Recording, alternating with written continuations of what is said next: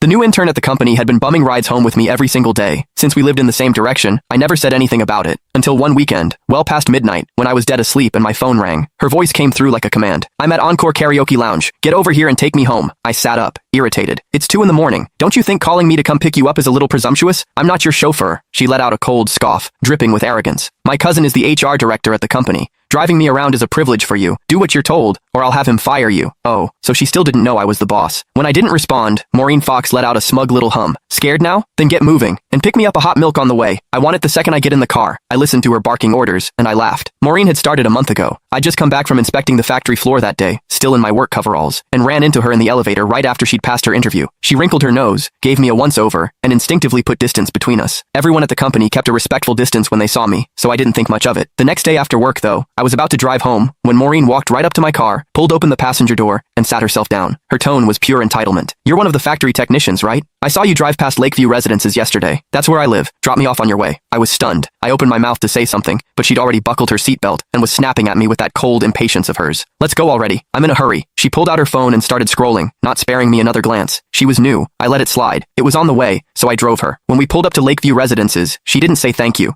She just shoved the door shut and walked off without looking back. I thought that would be the end of it. It wasn't. From that day on, Maureen showed up in my passenger seat after work like clockwork. Never asked, never waited for an invitation. Before I could even object, she started making demands. "From now on, stop by my building in the mornings when you're heading in. Pick me up on the way. I hate the smell of smoke. I know it's your car, but no more smoking in it. I got down here 3 minutes before you today. Be faster next time. Don't make me wait. These seats are too hard. Bring a cushion for me tomorrow. Something soft. I don't like the color of this car. When you get a chance, wrap it in pink." Now I knew. Her cousin was the HR director. "Hello? Why aren't you saying anything? Are you on your way or not?" Maureen's impatient voice crackled through the phone again. I yawned. "No, I'm going back to sleep. Call yourself a cab." I hung up. Before I could even set the phone down, it rang again. Maureen again. "Are you out of your mind? You actually hung up on me? Do you have any idea that my cousin is sitting right next to me?" I replied lazily. "Oh, and?"